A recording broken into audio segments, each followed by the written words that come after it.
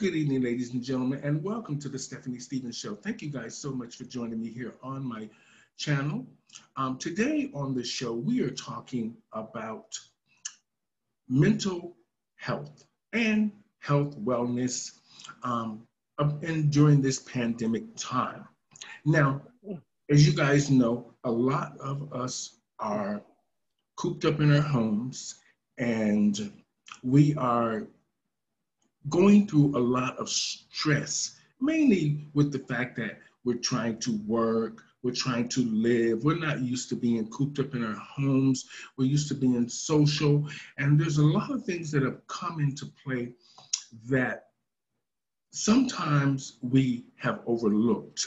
And today on the show, I want to bring the focus on people that have mental illness, drug addiction, sex addictions, alcoholism, that have fallen off of the wagon.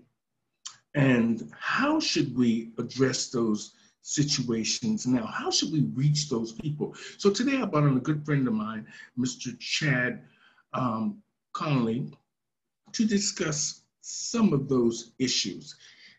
He works in the justice system and he has a lot of information that can help a lot of us out there, and great information on how you can get a lot of the help that you might need in this pandemic time. So I just want to welcome to the show today, Mr. Chadwick Connolly. How you doing? I'm good. You know, I put a little shout out prior to the filming. I thought we were actually filming a conversation. So I just want to say, while we're talking about all this in health and wellness, last night we saw a story on Drag Race Canada that addressed addiction and violence, which is a prevalent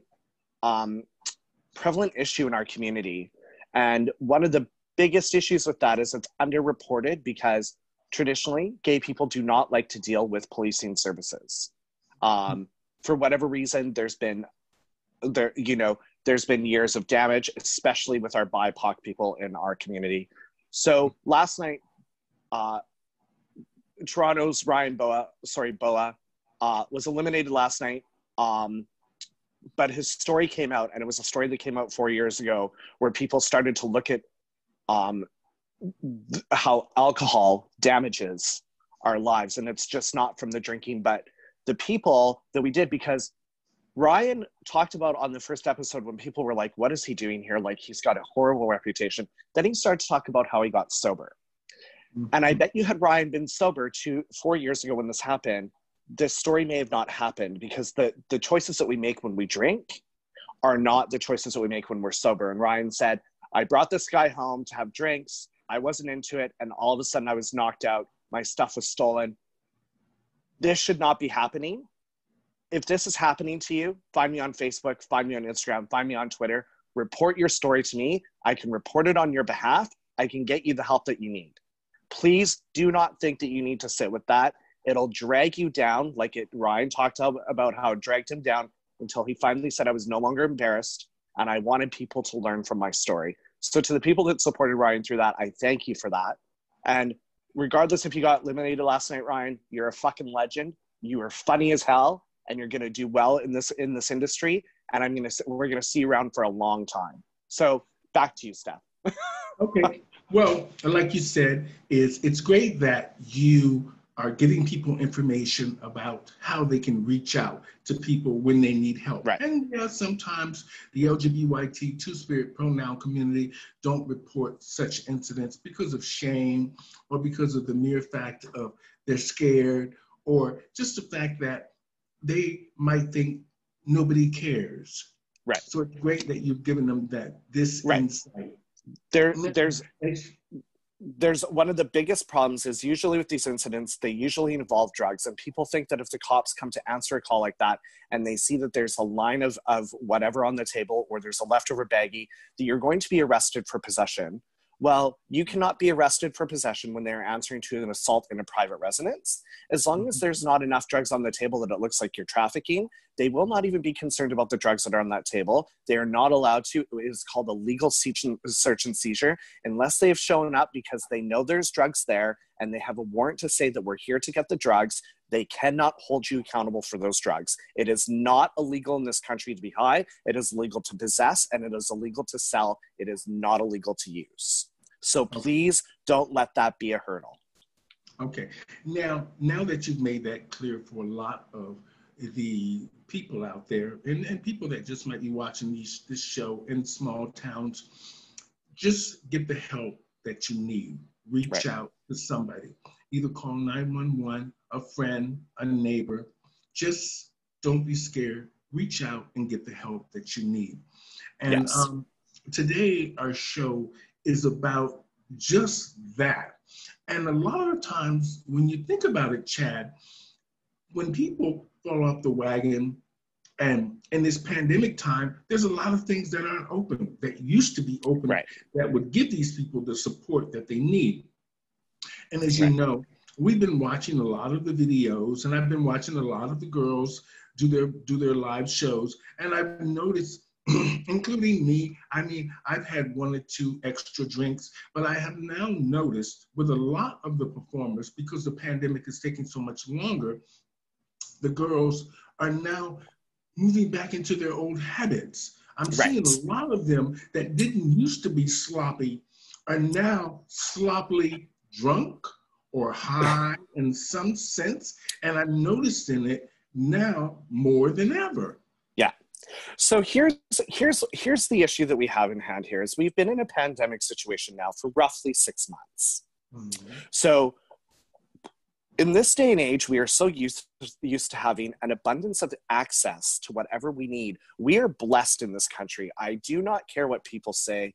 We have more freedoms in this country than the United States. We have more freedoms in this country than the UK. We have, maybe Switzerland may compete with us. But in terms of multiculturalism in this country, we still experience racism, of course, but we don't experience it at the level that we see in other countries. And I'm not excusing and I'm not justifying, but in this country, we have an access of service. And that is because we are taxed at such a high bracket that social programming is a thing in Canada. And, when they started to socialize medicine in this country, which happened, I think back in the early 1920s with Representative Douglas, and then also the guy in the East, I forget, it's something that I studied in school. It's probably boring. We don't need to get into it. But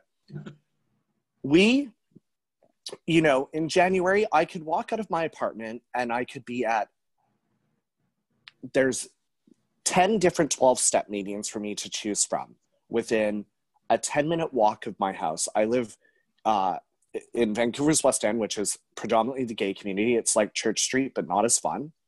Mm-hmm. And we have the Lgbt Center, which has a noon meeting 7 days a week of Alcoholics Anonymous. We have 2 Narcotics Anonymous meetings a week and 1 Crystal Meth Anonymous meeting just at that building alone. And that's not including the neighborhood churches and community houses where these meetings. And now all of a sudden, we are told these are shut down and we need to move our meetings to an online platform. Mm-hmm. Now, I'm going to tell you something. I feel weird when I'm looking at you on a screen doing this, right? Like I would, in a different time, because I have access to flight benefits, I would have said, you know what? I'm going to come into your show. We're going to do it live. I'm going to fly over to Toronto. I'm going to spend the night, and fly back the next day, right? Mm-hmm. It's very strange to talk to somebody on Zoom and make that connection and really, because I like to see people dead on. I like to visit with them visually straight up. I don't like to sit on FaceTime or Facebook Messenger. And so to do that with a 12-step meeting, because as I spoke earlier when we had done a previous taping, I said the opposite of addiction is connection.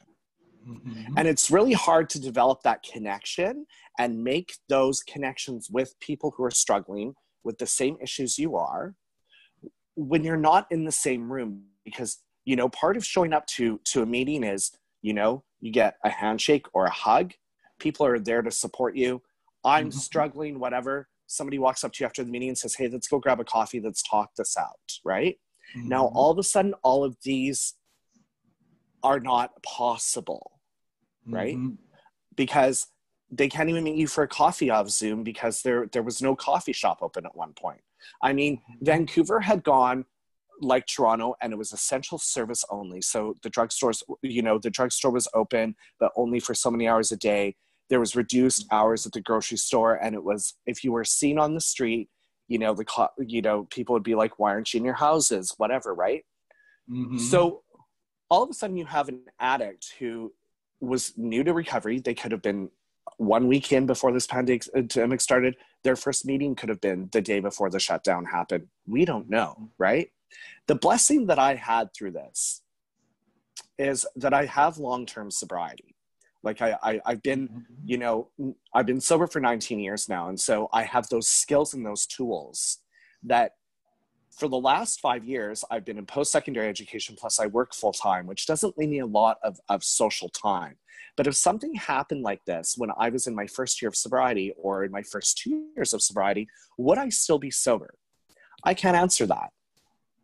But I do know that I would not have been able to do what I'm doing now back then, right? And so it's important in people's first 5 years of recovery that they maintain relationships with people in the rooms, and that they're hanging out with people in recovery and doing things with recovery-based people, and the bars and stuff like that.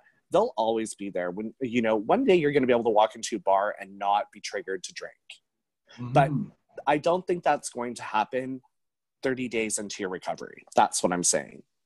So one of the things that both Ontario and BC has talked about, their government has released statistics, is that there has been an increase of overdoses on a weekly basis. So for instance, in Vancouver, there has been an average of over 80 overdoses per week, which means burnout for our EMTs, burnout for our police officers, and burnout for our ER staff. And of course, the increased risk of death. And Ontario has said that they have noticed that there's been a lot of drug-related crime increase in Toronto. So people are struggling to pay for their drugs because they're not working. They're, the ways they normally commit crime are not available to them right now. And so now they're doing new things and they're not smart about it. So they're getting caught right away. So this is happening because we don't have an access of services right now. And they just recently started to open up 12-step meetings in BC, but you can only have X number of people in the room, and you have to have 2 meters apart between the chairs. And so I struggle with that because you don't know if that first person that you're turning away desperately needs to be there. And meanwhile, there's somebody that's got 25 years of clean time sitting in a chair. And I'm not saying it's their fault because they don't have ESP. They don't know what's happened at that door. But you never turn people away at a meeting. And now you have to because the government says you have to. So this is why this is happening, right? And also people getting access to counseling right now has been a challenge because people can't meet with their counselors in person anymore. They've got to do it on a screen, and it's not comfortable. It's not, I don't think that I could sit in a therapy session, and I don't go to therapy. I did years ago, but I don't think that I could do therapy on a Zoom call. It just doesn't seem right. Okay, so what do you think needs to be done? What do you think needs to happen? So what needs to be done is people need to start thinking outside of the box. They need to realize that recovery-based services for addiction and alcoholism and sex addiction are necessary services. They're not to be considered additional services or non-essential. A meeting can save a fucking person's life. So to me, that's essential, right? Nobody should have to die of a drug overdose. Nobody should have to feel that there's nothing left for them to do but use drugs. And so the government is starting to recognize how important these services are, and they're starting to open them up, but they're still putting those parameters on them, right? You can only have 50 people in a room. You can only do this, and I get why it's there, because you don't need to have somebody show up with COVID and then infect 50 people with COVID. I get it. So thankfully, because there's a lot of, you know, the weather has been nice in Vancouver, but today's kind of really cold and rainy. Mm-hmm. People have been holding meetings outside because there's lots of park space, Stanley Park, we have Queen's Park. There's a lot of, you know, it's not like Toronto where like there's not a lot of outdoor space for people to go chill out and have a meeting. Like I think Cawthra Square, you could probably have a couple people, but even now they've done so much gentrifying of that park. Like a lot of the grass area has been used to do the AIDS monument and plant nice trees, and it looks lovely, but it's taken that space away where you could probably get 10 or 12 people to sit and be like, you know, to have a meeting of a 12-step meeting, you only need you and one other alcoholic to do that, right? But it's important, yeah. But no, not to cut you off, but where, right. now, you know, a lot of these support workers don't want to work because they know that most of the time marginalized people or people that are seeking desperate help in a sense are probably carrying some form of a STD or some disease or some kind of concerning something in a sense. And where do you think the government's going to get these workers that normally would be, because they feel like they're in a safe environment normally, but for them to know that, like you said, the COVID is out there, where do you think the government's going to get these workers?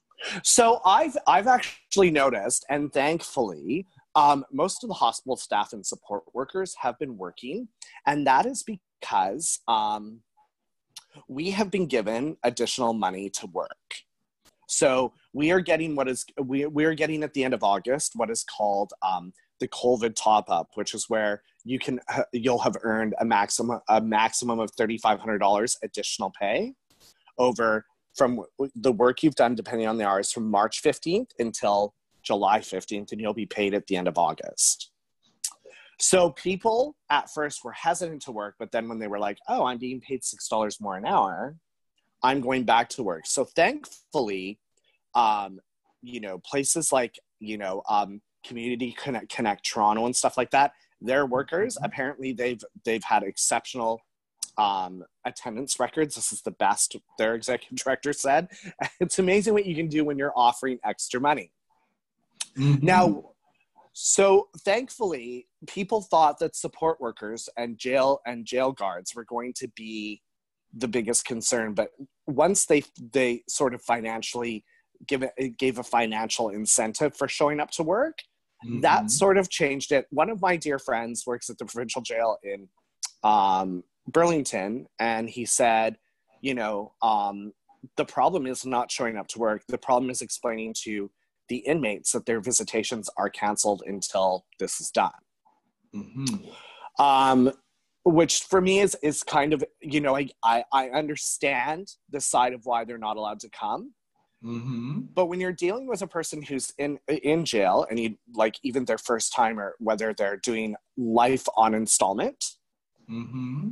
it is important that they maintain contact with their families, right? Well, you know, it's for me, I find there's a lot of gaps in between a lot of trying to get people services, trying to make a decision about where we are with the pandemic, which group of people it's affecting the most, who are most likely to succumb to catching the virus, who's more likely to spread the virus.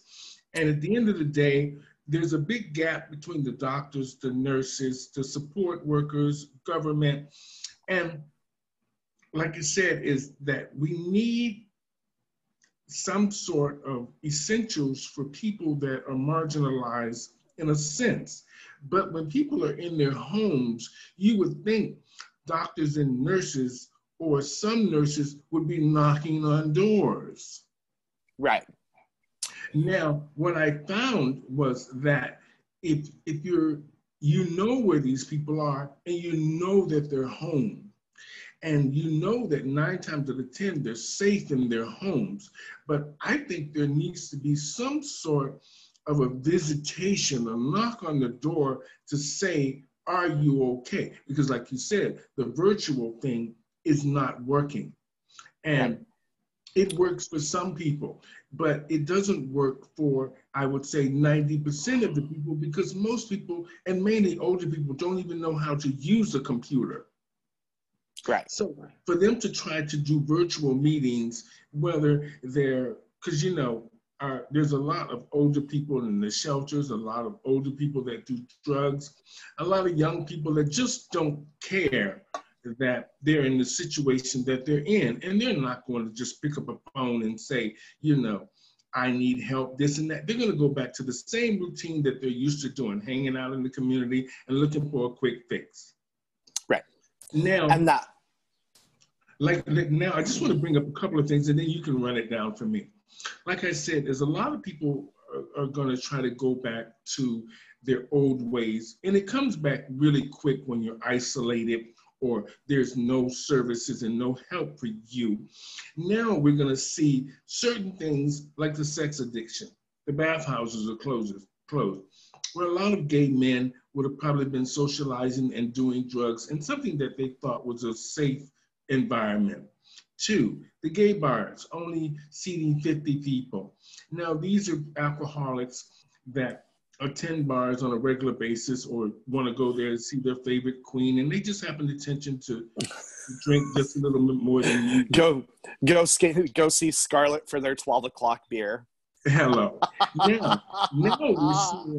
Now we're going to see a rise in evictions, because the government has now said that the landlord and tenant board can proceed now with evicting people. Also, the work situation in this pandemic, with a lot of the businesses closing, there's no real numbers of how many businesses have really closed and how many people are really out of work. But I do understand them when they talk about the evictions and that the money that they have given to the majority of us to help us along. Now, I'm not saying that people should be evicted from their homes, but the fact that the government gave you $2,000 extra a month or whatever it was, which should have carried you for 3 months or 4 months in this pandemic that we have been going through. What do you think needs to happen now? What do you think should happen with the evictions? Let's talk about that for a minute. So, that is such a loaded question, because under normal circumstances, I would say you haven't paid your rent, you need to go.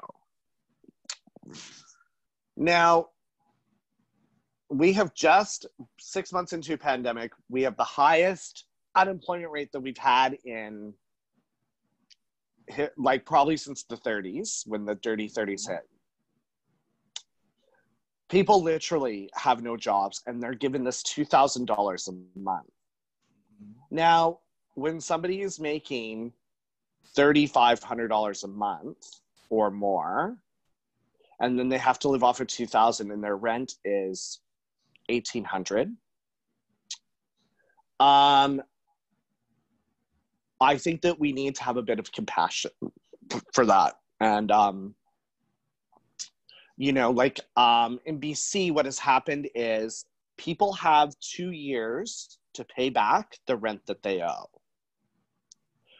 So if you move out of your apartment building before that 2 years and you haven't paid, they have the right to take you to court, right? I agree with both that. So I agree that people should not be evicted, but they should have to pay the rent that they owe, because at the end of the day, you pay what you need to take accountability, and you need to say, you know what, I'm back to work. I'm going to pay an extra $200 a month until I'm paid off, right? Perfect. Because you know what? Every building owner was given a bailout from this government for them to cover their losses, right? So the government has already helped them. They're not out any money, right? They may have not been given the full 100%, but, so single family units in Vancouver were given $300 a month. rent relief from the government. So I have a friend who lives in my building. He pays $1,500 a month for his apartment. When he was on CERB and he was getting the supplement, he had to pay $1,200 a month. But that only left him with $800 a month, right? So thankfully, his car company took care of his payments while this was going on, whatever. But there's so much more. People aren't just paying their rent. They're paying their, like I pay my rent, I pay my car, I pay my insurance, I pay my student loan payment. I've got lots of shit to pay. Okay. So what should happen to the people that don't pay anything? So are they not paying because they're choosing not to, or because they can't?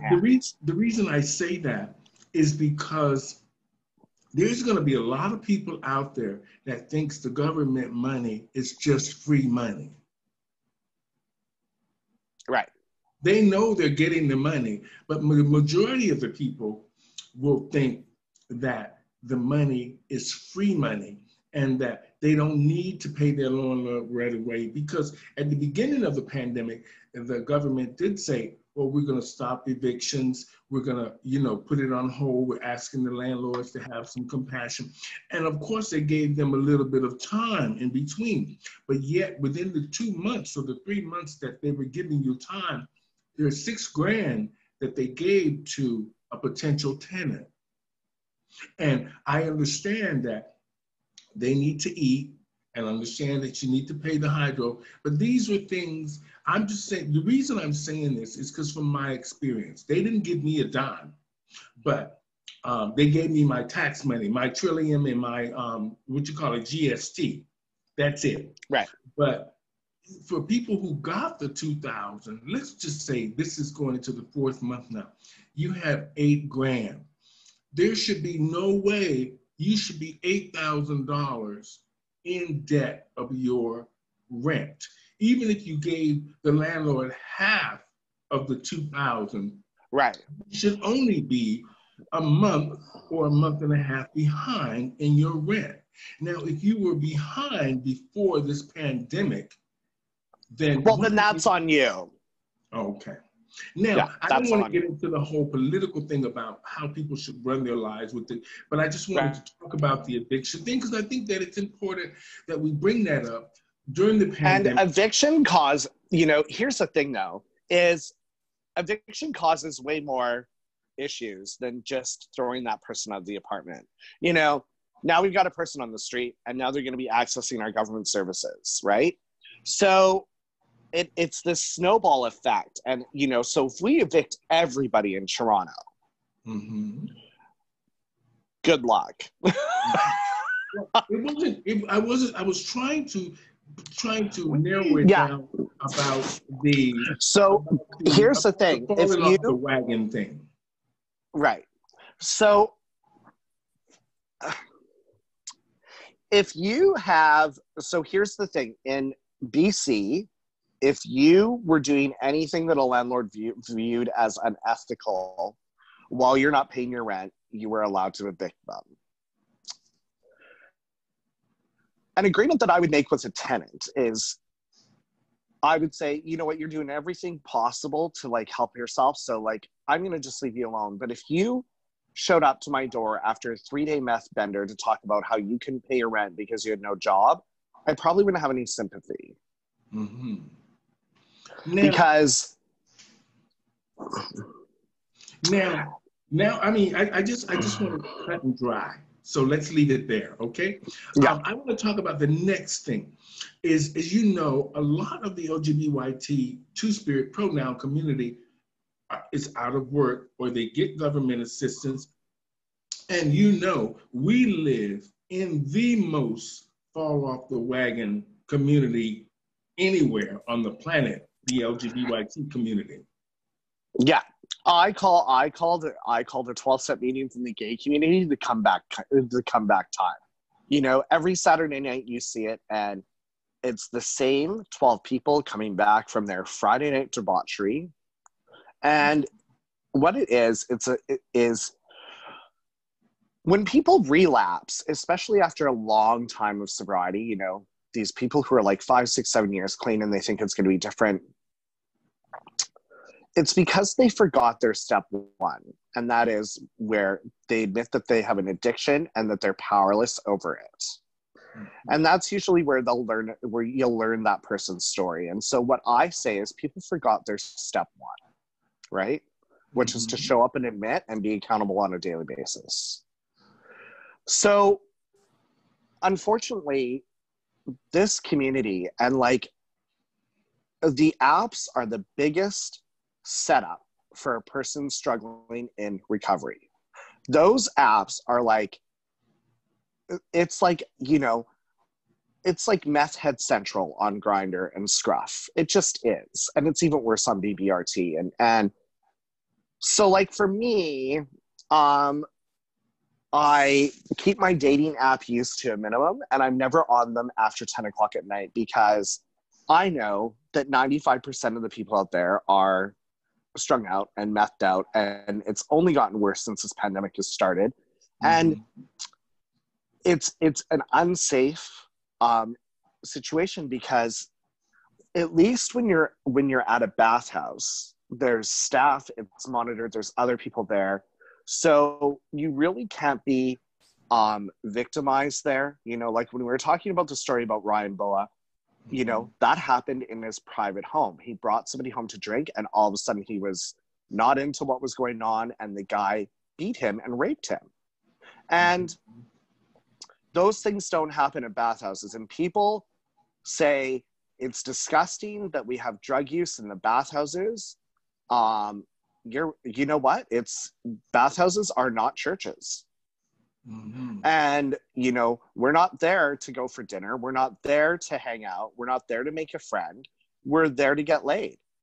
And I'm not advocating people to go to the bathhouse, but at least it's a safe environment. At least if somebody overdoses, there's probably Narcan at the front desk. You can save that person's life. And if you're in a private residence with a stranger, your story can be like Ryan Boa's, right?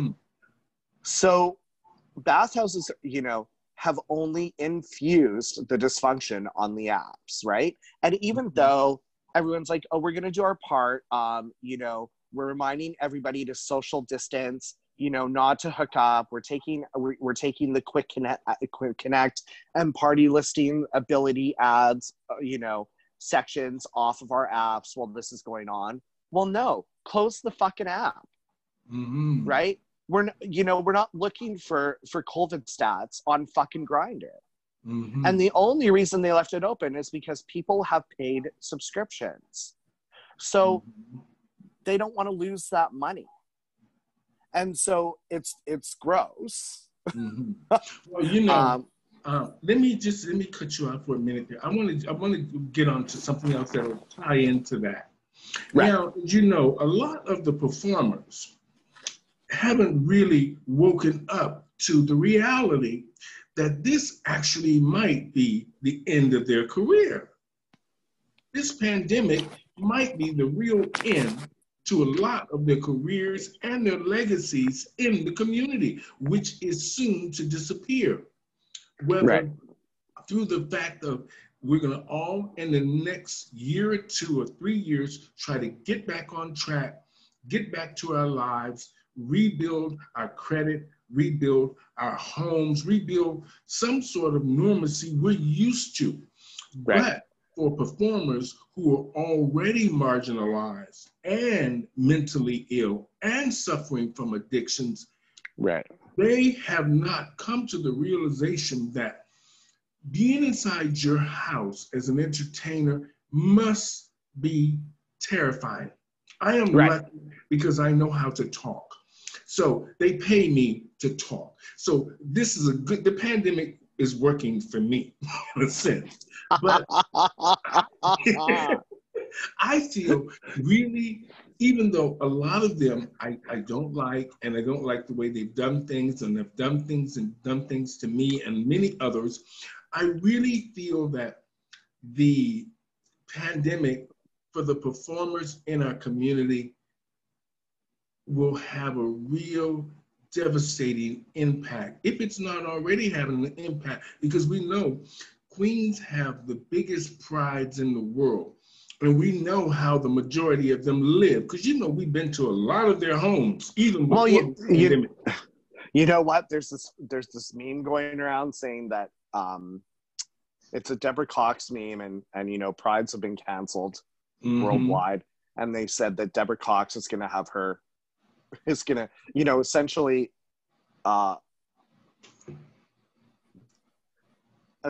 it's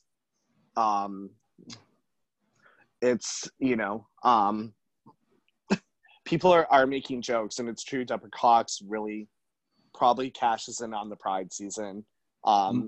Legendary performer, Toronto-based, legend. But is she going to be legendary after this, right? Is what the question is. And here's the thing. There was not a lot of opportunity to make money as a drag queen prior to 2009. Well, no, I'm going to say after season 4 of Drag Race, when people saw it was $100,000 prize, every bitch in town all of a sudden wanted to put on a face, And here's the thing. You can be taught how to dress. You can be taught how to do makeup, and you can be taught how to do a wig, but you cannot teach talent. There you go. That's true. And I say that because as a competitive figure skater, I know these things. And I know that if I really wanted to focus on doing drag and, and I auditioned for Drag Race Canada, because I know how to talk and because I know how to act, I would probably pass that audition, right? But then we'd get to that sewing challenge and fuck bitch, I would be dead. I'd be the first one up lip syncing. And knowing my luck, I would be put up next to somebody like a Shea Coulee, and I'd get, it would just be the way it happened, right? And I mean, if you went home to somebody like Shea Coulee, I mean, that's not such a bad end to your story. But, I feel sorry for the contestants from season 12 of this year and from All Stars 5 and, of course, from Canada's Drag Race because, all these girls had things lined up, right? Once their casts were announced, they were, all these cast announcements were done before the pandemic.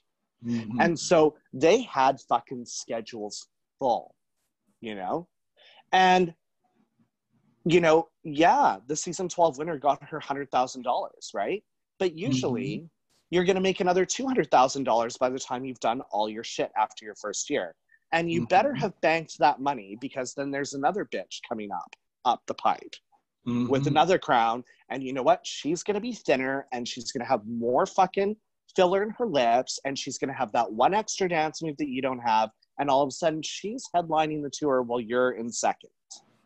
Now, if you look at statistics in Hollywood and show business, less than 1% make it. And I'm not saying the person who has a regular spot or a regular sentence on Sense8 on Netflix. I'm talking about the bitch who's booking a $30 million movie. And the same can be said for drag. Now, you were very fortunate because you got an opportunity that a lot of bitches didn't. And when you got onto Lgbytqia, that was a fucking select group of girls, and you couldn't just be a one-trick pony. You had to have a plethora of skills to show, and you do. And it's not just that you looked like Janet Jackson or that you had nice clothes. It's because you could get on stage and you could stop audiences, and you fucking kicked and bucked and did splits and backflops and flip-flops and all of that shit. And you can still do it at 16. But the bitch who fills in on a Sunday night at Woody's between the head performers, they're all of a sudden going to be canceled out because there's not going to be that budget. And I'm hoping that they will have realized that they weren't going to be the next Brooklyn Heights. And I'm not trying to insult them, but you better have something down the pipe for plan B. Because if you don't have plan B, plan C is going to be the streets. So that is my lesson to these girls, is that I had lots of money when I quit skating, and now I don't have lots of money. Mm-hmm. And so, take it from an old seasoned bitch like me that you better just get a fucking job. And in 3 years, if drag starts to pick up again, pull those fucking Le Chateau dresses that you happen to buy and pull out your makeup and maybe book a few gigs here and there. But less than 1% of you are going to have a career. And that's just the real tea.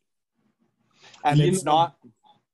Well, you're so right. You're so right. I see that even I will be very surprised if even RuPaul's Drag Race can hold on for 3 years while everybody struggles through trying. It doesn't matter which city you're in. Well, it's not RuPaul's Drag Race that has to worry. It's owned by VH1, and they are a $1 billion company. So the production for them is very little. They're already. It's common knowledge. Season 13 is being filmed right now. The girls were sequestered and isolated for 14 days before they were allowed to go on set. And so we're all, I feel sorry for VH1 because they literally had to rent 6 hotels to sequester all of their staff. Because you cannot work on set until you have isolated for 14 days. And even then, it's there and back and there and back, and nobody goes home now. Well, for me, I wasn't trying to pick the show out in general. I was trying to make it clear that most businesses will be struggling to get back on track. Now, these performers, whether you're RuPaul's 13, 14, or 15, we know nobody in Canada, and mainly we've been around this country forever. We know nobody's going to pay you $3,000 to see you. Mainly when we have to socialize. When we have to socialize at a distance, we can have very few customers in the bar. We can have very few people. No meet and greets. There you go. And this is a no time limit thing. So there's no time limit on when all of this will change. Right. Of course, it's going to change slowly. But what happens with the communication between you, the community, RuPaul's Drag Race, or whatever bar or shows or pageantry system are trying to put these communities back together that were connected so well? Here's they've canceled Continental this year. They've canceled Miss Gay USA. They've canceled EOY. Some of those girls had already spent thousands of dollars on their packages. They spent sometimes 2 years getting ready for that event. So, thankfully, I'm sure the owner of Continental, Jim Flint, has a few dollars on the side that he can take the loss this year. But he's a smart that bitch is smart. That guy is, I don't care how old he is, that guy knows how to run a business. Well, he's old school. Yeah. Old school, honey. That guy, you know what? I swear to God, it's the Botox in his forehead that keeps him alive. But, sorry, Jim, I'm just kidding. But does he want to go? Do I want to put this money up next year? Because is that bitch going to make me money because she can't go anywhere? Right? And I guess I shouldn't say, that bitch, but usually. Well, we know that just in the business sense, Jim Flint is smart. And not just Jim Flint, many business people are smart. Yeah. And of course, they're going to have in the back of the frame of their mind is that we used to pay this person this. We used to pay this person this. And we knew the basic overall budget. Right. But now, of course, when these other reality shows start pushing for, let's just say Pose, they start pushing the trans women to do talks, to do meet and greets, like you said. And these kind of things are going to come up. And then, of course, there's going to be RuPaul trying to push her winner or the contestants from RuPaul's Drag Race. And then you're going to have other groups like the Balls seem to be making a comeback now. The legendary Balls, they've stepped those up a bit. They're going to be pushing. And when you think about it, they glamorize a lot of these things into like making them look like it's show business, stuff that would be very appealing to us if we weren't in this pandemic. Right. But you know, Chadwick, I have to say this. I think that the girls hustling online is good and bad.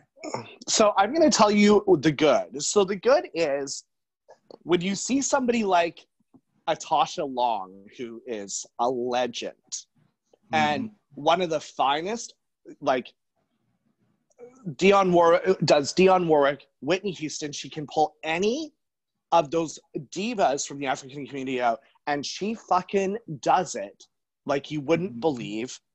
And I know you do Dionne Warwick too. I was just giving an example, but I understand. Yeah, I don't hate. But when you see her on Zoom and she's working, she has decorated for the gods, and she is professional. You do not see the cocktail glass on the side. When she's talking to her guests, you see she's got a fucking bottled water. You know, she's not one of those girls. Now, here's the problem that I have is she was talking about how she struggled to make a couple $100 on Vimo and Cash App.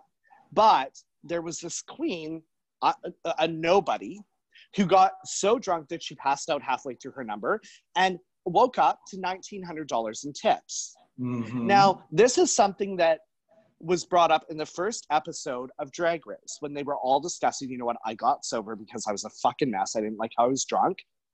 The person who went home first was this beautiful queen named Juicebox. She told her story, and she said that people stopped coming to her shows once she got sober because people enjoyed to see what antics she would get up to when she was drunk, because she was one of those reactive drunks. Now, I don't care what anybody says. You know, she went home first, but when she did her lip sync for her life, I was like, you know, I kind of like this bitch. She's got some, she's got some talent. She's pretty. She's got some personality on stage. Is she a legend? I don't know. Will she be? I don't know. But the point is she's got some talent. I'm not going to say she's the next star of Canada, but the fact that people stopped going to her shows because she no longer was a staggering drunk on stage is it just irritates the shit out of me. Because as a community, we should not be encouraging our community members to act like hot messes.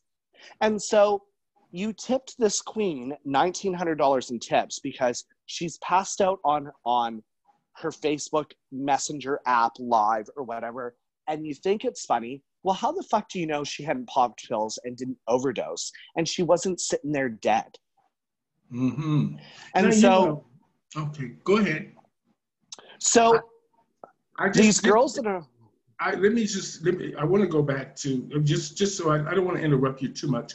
I want to talk about Tasha Long and the connection between her and Anaya, who they call the Sleeping Queen. Now, I understood. To be honest, I understood how she made the money, and it was no fault of her own. It was the fact that she was trying to do something, I think, that was trying to benefit her friend, and it ended up benefiting her. Right. Because she couldn't just hold on. No. She did all she could to do what she could to support her friend, but in the meantime, she was so tired or whatever the situation was, or so drunk, she just passed out. But the intentions were made at the beginning of watching Anaya. She was there to support her friend. Right. But now, with Tasha Long, to me, I understand what she's saying, but people like Tasha Long should have a family, because she's put herself in so many of those pageant families. She should be working in a family, to me, and to the Continental Queen should have a telethon, all of them performing like they were doing with local merch. And I'm Right. sure they were making some money. They probably And didn't make enough money because the egos got involved. So, well, there's a few of those Continental girls that kind of think the world is about them, and you know, and we are the understand. few. Now, the thing with Tasha Long, for me, is sometimes you can't do things alone and Right. think the world is going to say, you're Tasha Long, or you're Janet Jackson, or you're Tina Turner, and we feel sorry for you. Here's $1 million. Doesn't happen like that. What happens is that people have an attention span of a gnat. And What I'll is be honest, what is it that you're doing? 1 minute. What is it that you're doing, Tasha Long, that the other 20 pageant queens from Continental aren't doing and looking just like you or better than you? And they're on at the same time as you. So who should we choose to watch? It's like watching TV. here's the thing. When I see those Facebook Live posts, right, it's usually American queens. In Canada, we can't use Vimo or Cash App because to prevent organized crime transferring money, we can't use cash apps amongst North American countries. So like we have e-transfer up here, but they don't have e-transfer down there. You can't e-transfer money to an American person. So I feel that guilty watching because I'm like, like I should be throwing them a couple bucks, but I can't do that because it's just not, it's not doable. Mm-hmm. And, but here's the thing. A lot of those girls, and especially the drag race girls, should have money in their bank for that rainy day. There's a few of them that are doing nothing right now. And so that they were stacking their cash away and they're posting, laying on their couch in their houses on Instagram, not caring about anything. Smart girls. Smart. You'll never have a problem in the future because you'll go out and work again. And if this ever happened again, you're going to be good. Mm-hmm. I feel bad for the girls who just came off their seasons because this was their year to make that money for that rainy day. Now, as for Tasha Long is a legend, an iconic legend in the United States and only amongst a certain age of people who know her. Now, I happened to meet her in Orlando and we had a great chat. Whenever I go to Orlando and I go to Southern Nights, I always see her. She always comes up and says hi. She's a very gracious person, but she is not, Cash App and Venmo is such a millennial thing that do I see a bunch of 25-year-olds that are going to sign into Facebook to watch Tasha Long do Dionne Warwick or some old school Whitney Houston? No. If you ask anybody under 25 who Dionne Warwick is, they're going to say, oh, I've heard that name, some black singer from the States. I don't, let's not dig too deep into it. Yeah. We understand that there's very little money being made from the Queen, no matter how hard they try to do their hustle. I want to wrap this up. I hope that during this pandemic time that the queens will understand that they need a second career, and they will understand that, like we've always known, show business is hard. And now with the pandemic, it's become harder. And how do you separate yourself from the others? How do you get someone's attention who's not really paying you any attention? Because record companies, TV shows aren't really looking for anybody to do nothing. Not even Netflix, who's just open to our community. Right. These things down the road, they have so many shows already in the pipeline. You can imagine how many movies we would have already seen if the celebrities weren't on lockdown and they couldn't do the movies that they're already contracted to do. Right. So in all fairness, I hope that during this pandemic, a lot of people don't fall off the wagon. They seek the help that they need. They continue to try to do what they do to keep a roof over their heads. And they continue to try to just create some content on, whether it's online, offline, that will be valuable to them in the future. So they don't end up in this situation again, because I really do find coming up in the winter months is going to be the most challenging months for all of us. We haven't seen the drama yet. You know what? The gyms are open. I encourage every person to even just go and lift 5-pound weights. Do something with your day. You're right. Do something. Do something. I can't remember who it is, but they says that today deserves a great you. So show up for yourself and you know, and get support from those people who want to support you, and you know, and support your local queens. But you know, I want to say this here in closing. You know, I want the drag queens out there, the performers, the dancers, and a lot of people who were thinking about opening a business, no matter what it was, but especially to our community, the Lgbytqia Two-Spirit pronoun community. I want them to understand that this is an opportunity for them now.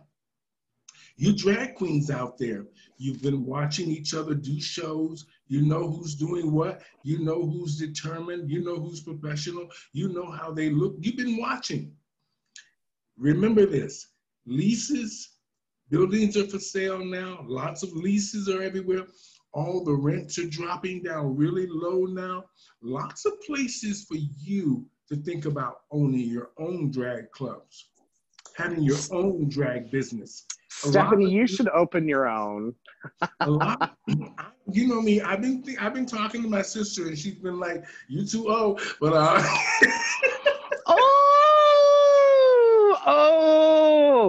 she said I'm too old to be trying to be worried with these children. And she's probably right.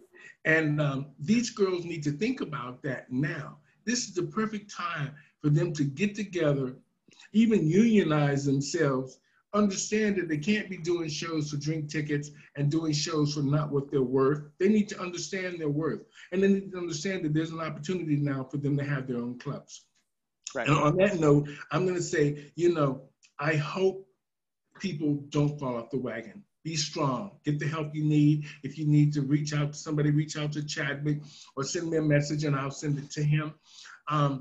Hopefully, people will get the help that they need, and hopefully we will survive all of this madness with whatever addiction we are dealing with. Let's stop being statistics. That's stop being statistics. That's great.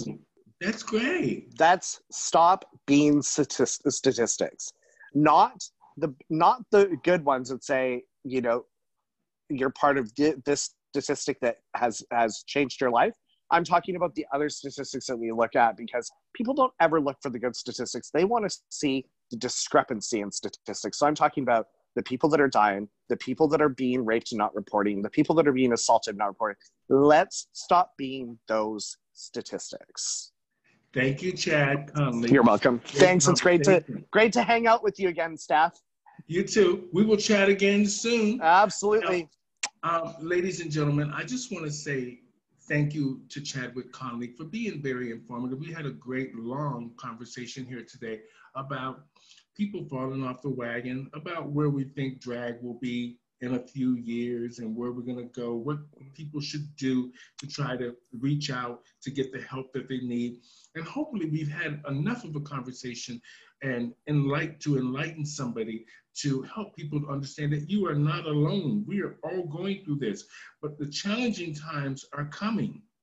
and mainly in Toronto, with the fact of the winter months are right at our doorstep. So take care of yourself, people, and do what you can. And over and out, Chadwick, hopefully somewhere along the line, there'll be a silver lining coming soon. But until then, my Absolutely. friends, good luck.